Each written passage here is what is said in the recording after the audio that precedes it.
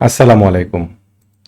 আজকে অনেকখানি মার্কেট পড়লো, প্রায় ৪৪ পয়েন্টের মতো মার্কেট আমরা কারেকশানে হতে দেখেছি। তার আগের দিন মার্কেট কারেকশান হয়েছিল প্রায় কত ২৫ পয়েন্ট, মানে ২ দিনে প্রায় ৭৫ পয়েন্টের মতো মার্কেট কারেকশানে আসলো।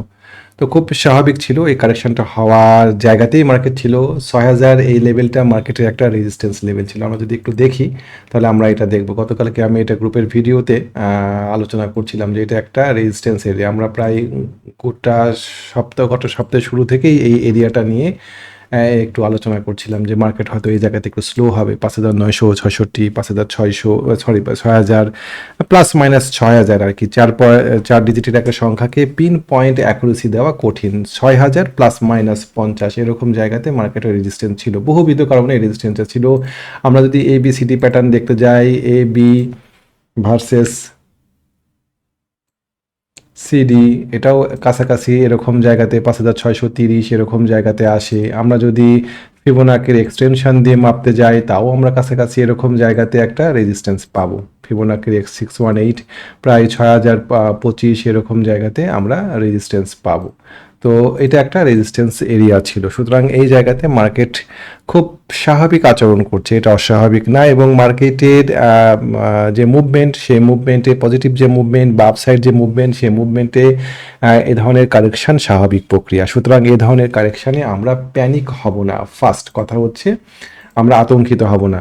আমাদের এখানে শর্ট টার্ম মুভিং অ্যাভারেজগুলোর উপরে প্রাইস মার্কেট আরও ৫,৭৬৫, মানে কি মার্কেট আরও ১০০ পয়েন্টের মতনও যদি কারেকশানে আসে তাতেও আমাদের অডিট হওয়ার কারণ নেই। হ্যাঁ, তারপরে যদি মার্কেট নিচের দিকে নেমে যায়, যদি মার্কেট ৫,৭৫০-এর নিচে নেমে যায়, তখন আমরা চিন্তিত হব। তখন আমরা চিন্তা করব যে মার্কেট হয়তো ডিপ কারেকশানে গিয়েছে। এই পর্যন্ত মার্কেট শ্যালো কারেকশান। এই কারেকশানটা খুবই যৌক্তিক। আমরা এরকম কারেকশানের মধ্যে মাঝে মধ্যে হয়তো পজিটিভ ক্যান্ডেল পাবো, হয়তো আগামীকালকে একটা পজিটিভ ক্যান্ডেল পাবো। সো মার্কেট নিয়ে আমরা ওরিড হব না। মার্কেট ভালো আছে, আমরা বরাবরই বলে আসছি, অনেক আগে থেকে বলে আসছি। মার্কেটের উপরে আমরা আস্থা রেখেছি, মার্কেটকে আমরা আস্থায় রাখবো। বর্তমান সরকারকে, বর্তমান কমিশনকে আমরা আস্থায় রেখে আল্লাহর উপরে ভরসা করে আমরা শেয়ার কেনা বেচা করবো। টু বি অনেস্ট, আজকেও আমরা একটা শেয়ার কিনেছি। চলেন আমরা সেই বিষয়গুলো আলোচনা করি। আজকে আমরা কি শেয়ার কিনলাম, তারপরে কোন শেয়ারগুলো সামনে ভালো হতে পারে, ইত্যাদি ইত্যাদি বিষয়গুলো নিয়ে আজকে আমরা আলোচনা করব। প্রথমে চলেন দেখি আজকে আমরা কোন শেয়ারটা কিনলাম। আজকে আমরা কিনেছি অগ্নি সিস্টেম। এই শেয়ারটা আমার কাছে খুব বেশ লোভনীয় একটা পজিশনে ছিল বলে মনে হচ্ছিল আমার। চলেন আমরা যদি একটু সাপ্তাহিক চার্টে যাই তাহলে পরে বিষয়টা ক্লিয়ার হয়।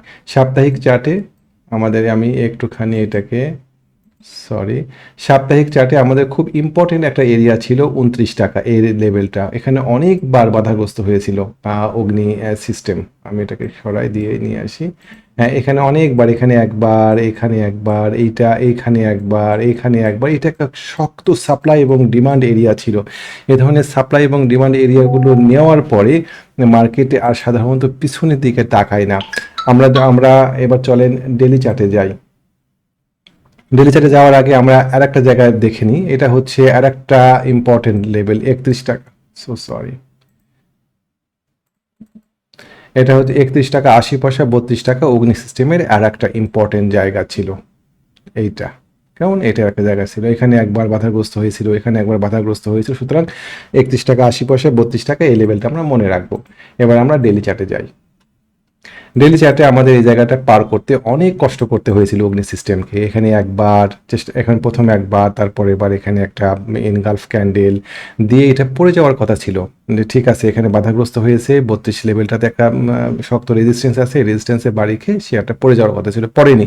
সে এখানে একাধিকবার শুটিং স্টার দিয়ে একবার চেষ্টা করেছে, পারে নাই। তারপরে এখানে দুইটা বেবি ক্যান্ডেল দিয়ে চেষ্টা করেছে, তারপরে নাই। তারপরে ও এখানে একটা সুন্দর একটা চমৎকার একটা ক্যান্ডেল দিয়ে ভালো ভলিউম নিয়ে এটা ব্রেকআউট করেছে। পরের দিন আমরা একটা ইনসাইড বার দেখেছি, ইনসাইড বার ব্রেকআউট। আমরা কেন শেয়ারটা কিনবো না? আমাদের টার্গেট এই শেয়ারটাতে উপরের দিকে অনেকখানি। যারা আমরা আজকে শেয়ারটা কিনতে পেরেছি বা যারা আজকে শেয়ারটা কিনেছেন তারা ডেফিনেটলি একটা চমৎকার টার্গেট সেট করে শেয়ারটাতে অপেক্ষা করেন। স্টপ লস ডেফিনেটলি থাকবে, টেক প্রফিট, স্টপ লস, এই বিষয়গুলো আমরা প্রতিটা শেয়ারের ক্ষেত্রে ফলো করব। কোনো অ্যানালিস্টের পক্ষে বা কোনো সাধারণ বিনিয়োগকারীর পক্ষে বা কোনো এক্সপার্ট বিনিয়োগকারীর পক্ষে প্রতিটা শেয়ারে প্রফিট করা অসম্ভব, কেউ পারবে না। তাহলে কি করতে হবে? পৃথিবীর কোনো ব্যবসাতেই কি সম্ভব প্রতিটা ব্যবসা করবেন, প্রতিটা অপারেশন নেবেন, আর প্রতিটা পদক্ষেপ নেবেন, আর প্রতিটা পদক্ষেপে প্রতিটা ব্যবসা, প্রতিটা ক্ষেত্রে, প্রতিটা মৌসুমেই আপনি ব্যবসাতে প্রফিট করে বের হয়ে আসবেন? এটা কি কোনো ব্যবসাতে হয় কখনো? শেয়ার ব্যবসাতেও হবে না, কখনোই হয় না। তো আমরা এই জন্যই ট্রেড প্ল্যান করতে বলি যে কোথায় যদি এই শেয়ারটা মুভ না করে তাহলে কোথায় আপনি থেমে যাবেন, কোথায় আপনি স্টপ লস করবেন, কোথায় আপনার লসটুকু নিয়ে রিয়ালাইজ করে সেটা থেকে বের হয়ে যাবেন, এইটা আমাদের ঠিক করতে হবে। কোথায় প্রফিট নেবেন, কতটুকু প্রফিট নেবেন, রিস্ক রিওয়ার্ড রেশিও কী হবে, কতগুলো শেয়ার কিনবেন, এগুলো ট্রেড প্ল্যানের অংশ। এটা খুবই ইম্পর্টেন্ট একটা বিষয়। আমরা বারবারই বলে আসছি শেয়ার কেনার সময় ট্রেড প্ল্যান করে রাখবেন। কেউ যদি শেয়ার আপনাকে কিনতে বলে তার কাছে ট্রেড প্ল্যান চাবেন, ট্রেড প্ল্যান ছাড়া শেয়ারে এন্ট্রি দিবেন না। সাপ্লাই ডিমান্ড এরিয়াগুলো তো আপনাকে আলাদাভাবে যাচাই করতে হবে, কোথায় সাপ্লাই আছে, কোথায় ডিমান্ড আছে, এই বিষয়গুলো মুভিং অ্যাভারেজগুলোর কি অবস্থা, সব কিছু মিলায় আমরা বিবেচনা করে সঠিক অবস্থান দেখে শেয়ারটাতে এন্ট্রি দেওয়া। সব কিছু ঠিক একদম প্রতিটা ক্রাইটেরিয়া ফুলফিল করছে, তারপরেও দেখবেন একটা শেয়ারে প্রফিট হচ্ছে, সেম সেট আপে আর একটা শেয়ারে প্রফিট হচ্ছে না। আপনি 5% লস নিয়ে সেটা থেকে বের হয়ে যান। যদি আপনি 5% লস নিয়ে সেটা থেকে বের হতে দ্বিধা করেন তাহলে ওই শেয়ার আপনাকে 50% 60% লস নিয়ে আপনি ওই শেয়ার থেকে ধাক্কা দিয়ে আপনাকে বের করে দিবে। কেমন? আপনি বের হয়ে যেতে বাধ্য হবেন, হয় ফোর সেলে কবলে পড়বেন, তা না হলে পরে একটা বড় পরিমাণ লস নিয়ে আপনাকে বের হয়ে আসতে হবে। সুতরাং 5% লস, 6% লস, 7% লস রিজনেবল, এটা কাভার করা যায়। তো ঠিক আছে, আমরা আজকে অগ্নি সিস্টেম কিনেছি। আপনারা জানেন যে ফেক ডিল এবং মালিক নিয়ে আমি প্রায় 10-12 দিন থেকে ভিডিও দিচ্ছি ক্রমাগত। আপনারা নিতে পেরেছেন কিনা, প্রায় 21 টাকা রেঞ্জ থেকে ফেক ডিল নিয়ে আমি কথা বলছি। চলেন ফেক ডিল দেখি। আমরা মোটামুটি এরকম রেঞ্জ থেকে ফেক ডিল নিয়ে কথা বলছি। আমি যদি সংক্ষিপ্ত পরিসরে আমি যদি সাপ্তাহিক চার্টে যাই তাহলে পর আমরা এখানে একটা সাপ্লাই ডিমান্ড পাবো। একটা চমৎকার সাপ্লাই এবং ডিমান্ড এরিয়া ছিল 21 টাকা 20 পয়সা। এই ধরনের সাপ্লাই ডিমান্ডগুলো যখন পার করে যায় চার্ট, তখন প্রাইস অনেক দূরে যাওয়ার সক্ষমতা রাখে। 21 টাকা 20 পয়সা, 21 টাকা 50 পয়সা, এরকম রেট থেকেই শেয়ারটা নিয়ে কথাবার্তা বলছি। শেয়ারটা প্রায় যদি আমরা গ্যাপ ধরি তাহলে পরে প্রায় 20%-এর মতন আজকে ক্লোজিং যদি ধরি, বা যদি আজকে টপ ধরি, তাহলে পরে 22%-এর মতন প্রফিট অলরেডি দিয়ে দিয়েছে। আমি ক্রমাগতভাবে এই শেয়ারটা নিয়ে আপনাদের সাথে ডিসকাস করছি, আপনাদেরকে আমি অ্যালার্ট করছিলাম যে শেয়ারটাতে এন্ট্রি দেওয়া যায়। কেন দিবেন না? দেখেন, ক্যাপ এম আইবিপি যখন এই সাপ্লাই এবং ডিমান্ড এরিয়াটা পার করেছে, কতটা ছিল? 10 টাকা। কোথায় উঠে গিয়েছে? 50% গ্যাপ দিয়েছে। আমরা এই ধরনের সাপ্লাই এবং ডিমান্ড এরিয়াগুলোর চার্টে খুঁজে বের করব কোন কোন শেয়ার এই ধরনের সাপ্লাই এবং ডিমান্ড এরিয়া পার করছে। আমরা খুব সতর্কভাবে দৃষ্টি রাখবো যে এই এরিয়াগুলো যখন পার করে যাবে, একটু বেশি রেটে হলেও শেয়ারটাতে এন্ট্রি নিতে আমরা ভয় পাবো না। এই ধরনের একটা এরিয়া পার করার চেষ্টা করছে বিএসসি। আমরা ক্যাপ এম আইবিপিতে ব্যবসা করেছিলাম। বিএসসি বিএসসি একটা সাপ্লাই এবং ডিমান্ড এরিয়া পার করার চেষ্টা করছে, জাস্ট এরকম জায়গাতে যদিও পার করতে পারে, অলরেডি পার করে গিয়েছে, রিটেস্ট করতে আসছে। যদিও ধরে রাখতে পারে 125 টাকা থেকে 123 টাকা এই লেভেলটা, তাহলে পরে বিএসসিতেও আমরা অনেক দূরে একটা টার্গেট পাবো ইনশাআল্লাহ। কেমন? তো আমরা খেয়াল রাখবো যে এই এরিয়াগুলো, আমরা বিভিন্ন শেয়ারের এই এরকম শক্ত সাপ্লাই এবং ডিমান্ড এরিয়াগুলো খোঁজার চেষ্টা করব, কোন কোন শেয়ার এ ধরনের শক্ত সাপ্লাই এবং ডিমান্ড এরিয়াগুলো পার করছে। আমরা আর একটা শেয়ারে যাব, মালিক স্পিনিং। ফেকডিল এবং মালিক নিয়ে একই সাথে কথা বলছিলাম যে ফেকডিল এবং মালিক একটা ভালো পজিশনের দিকে যাচ্ছে হয়তো। তো একই কথা মালিকের ক্ষেত্রেও বলা যাবে। মালিক একটা শক্ত সাপ্লাই এবং ডিমান্ড এরিয়া 40 টাকা এরকম লেভেলে পার করে গিয়েছে। এটা নয়েজ হিসাবে আমরা ধরবো, এটুকু আমরা নয়েজ হিসাবে ধরবো। মূল সাপ্লাই ডিমান্ড ছিল এইটা। কেমন? তো এটা পার করে গিয়েছে। এখন আমরা যদি মান্থলি চার্ট দেখি তাহলে পরে বিষয়টা আরো পরিষ্কার হবে। মান্থলি চার্টে আমাদের এটা আরো পরিষ্কার। মান্থলি চার্টে অলরেডি সে ব্রেকআউট করে গিয়েছে। তো এটা একটা চমৎকার সেট আপ। এই শেয়ারটাতেও এন্ট্রি নেওয়া যায়, এখনও যায়। দেখেন, আমি আবারও বলি, কোনো শেয়ারেই নিশ্চিত গ্যারেন্টি নাই যে প্রফিট হবেই। আপনি বটমে থাকা শেয়ার কিনবেন, সেখানেও কি গ্যারেন্টি আছে যে এই শেয়ারটা আপনাকে প্রফিট নিয়ে যাবেই? আপনাকে আরও বটমে নিয়ে যাবে না, ওই বটমে থাকা শেয়ারটা গ্যারেন্টি নাই। আর আমরা যদি টপে থাকা একটা শেয়ার কিনি, এখানেও গ্যারান্টি নাই যে আপনি প্রফিট করবেন নিশ্চিত বলে কোনো কথা শেয়ার মার্কেটে নাই। তো আমরা এখানে যৌক্তিক স্টপ লস নিয়ে লট সংখ্যা ঠিক করে কেন এন্ট্রি নিতে ভয় পাবো হাই প্রাইসে।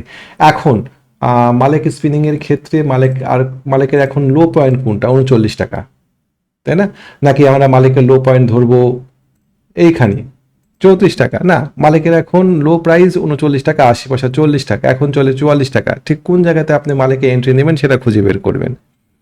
আমরা যৌক্তিক স্টপ লস ধরে আমরা প্রফিট ঠিক করে 50 টাকা আপাতত টার্গেট থাকবে, রাউন্ড ফিগার 50 টাকা মালিক স্পিনিং এর। 1:2 মনে হয় হবে না, তারপরও এটা একটা সম্ভাবনাময় শেয়ার থাকলো মালিক স্পিনিং। আমরা আর একটা শেয়ার নিয়ে কথা বলতে পারি, আলহাজ টেক্সটাইল।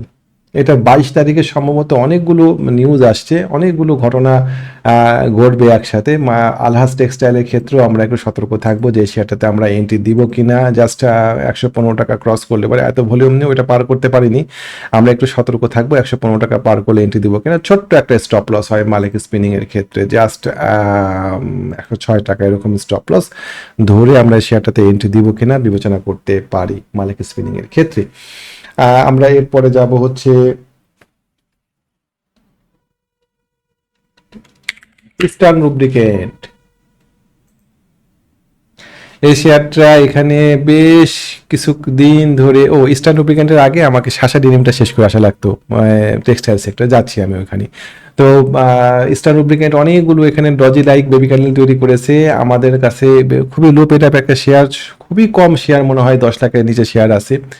তো প্রথম টার্গেট থাকলো 2150 টাকা, 2150 টাকা পার করতে পারলে এটার টার্গেট অনেক দূর হবে। 2150 টাকা ওই যে সেই একটা ইম্পর্টেন্ট এরিয়া, যেটা পার করলে পরে শেয়ার অনেক দূরে যায়, যেটা পার করে ফেক ডিল অনেক দূরে গিয়েছে, যেটা পার করে মালিক অনেক দূরে গিয়েছে, যেটা পার করে ক্যাপ এম আইবিপি অনেক দূরে গিয়েছে। সেরকম জায়গা হচ্ছে ইস্টার্ন লুব্রিকেন্টের ক্ষেত্রে 2160 টাকা 70 টাকা। এটা আমরা দেখবো। আপাতত টার্গেট থাকলে 2160 টাকা 70 টাকা পার করতে পারলে আমরা তখন টার্গেট নির্ধারণ করবো আরও উপরে। শাসা ডেনিম টেক্সটাইলের এটা একটু কথা বলিনি। শাসা ডেনিমের ক্ষেত্রে, শাসা ডেনিম আমরা 22 টাকা 10 পয়সা এরকম সময় এন্ট্রি ছিল, আমরা প্রফিট টেক করে বের হয়ে গিয়েছি 25 টাকা 80 পয়সা 60 টাকা। দেখেন শেয়ারটাতে চমৎকার শক্তি নিয়ে আগাচ্ছে, মানে স্মার্ট মানি এত চমৎকারভাবে শেয়ারটাতে অবস্থান নিয়েছে যে ওকে একদম শর্ট টার্ম মুভিং অ্যাভারেজের নিচেও ক্লোজ হতে দেয়নি একবারও। আশা করছি এই শেয়ারটার সামনে আরও খানিকটু আগানোর জায়গা পাবে। তারপরে চলেন আমরা যাই হচ্ছে এবার ইএইচএল। ইএইচএল ইএইচএল এই শেয়ারটাও আমরা যাদের কাছে আছে বা যারা ধরে রাখছি তারা আমরা সেটাতে খেয়াল রাখবো। আর সাপ্তাহিক চার্ট বেশ চমৎকার, এখনো খারাপ হয়নি কিছু। আমাদের এখানে একটা সাপ্লাই, আমাদের এখানে একটা সাপ্লাই এবং ডিমান্ড এরিয়া, খুব মাইনর একটা সাপ্লাই ডিমান্ড এরিয়া পার হয়ে গিয়েছে। আমরা দেখবো এই জায়গাতে 92 টাকা এই লেভেলে কি করে। যাদের কাছে আছে একটু সতর্ক হয়ে, ভলিউম খুব কমে গিয়েছে ডেলি চার্টে, আমরা খেয়াল রাখবো যে কি হচ্ছে। মোটামুটি আমি আজকে আর শেয়ার সংখ্যা বাড়াবো না, আমরা একটু ইন্ডেক্স নিয়ে আরো কথা বলবো। ইন্ডেক্স, আশা করছি ইন্ডেক্স নিয়ে প্যানিক হওয়ার কিছু নাই, আমরা প্যানিক হব না। আমি আবারও বলি, আমরা আস্থায় রাখছি ইন্ডেক্সকে। আরও 100 পয়েন্ট মার্কেটের নিচের দিকে কারেকশানে আসতে পারে, সেটা শ্যালো কারেকশানের অংশ হবে। মাঝখানে এই 100 পয়েন্ট একবারে টানা পড়বে না, মাঝখানে আমরা সবুজ ক্যান্ডেল পাবো। যদি আপনার কাছে মনে হয় যে মার্কেট থেকে বের হয়ে যাবেন, বের হওয়ার অনেক সুযোগ পাবেন মার্কেট থেকে। তো আজকে এই পর্যন্তই থাকলো ভিডিও। সামনের দিন আবার কোনো ভিডিও নিয়ে উপস্থিত হব। মার্কেট ঠিক আছে ইনশাআল্লাহ। আর আপনারা জানেন, আমি যাওয়ার আগে একটা কথা বলে যাই, আপনারা জানেন যে আমাদের একটা হোয়াটসঅ্যাপ গ্রুপ আছে। আমরা এখানে শেয়ার নিয়ে ডিসকাস করি, শেয়ার বাছাই করি, কোন শেয়ার কিনবো, কোন শেয়ার বিক্রি করব, কোথায় কিনবো, কোথায় বিক্রি করব, এই বিষয়গুলো ওখানে ট্রেড সেট আপ করে দেওয়া হয়, ট্রেড প্ল্যান তৈরি করে দেওয়া হয়। এই বিষয়গুলো খুব যত্ন সহকারে করা হয় আর কি। যাদের সময়ের অভাব, যারা সময়ের কারণে মার্কেটকে অবজার্ভ করতে পারে না, তাদের জন্য এই গ্রুপটা বেশি হেল্পফুল হবে ইনশাআল্লাহ। যারা যুক্ত হতে চান আমাদের সাথে কিছু শর্ত সাপেক্ষে গ্রুপে যুক্ত হতে পারবেন। গ্রুপে যুক্ত হওয়ার ক্ষেত্রে আমাদের হোয়াটসঅ্যাপ নাম্বারটা আপনার সাথে শেয়ার করছি, 019219311195। জি, ভালো থাকবেন। আসসালামু আলাইকুম ওয়া রাহমাতুল্লাহ।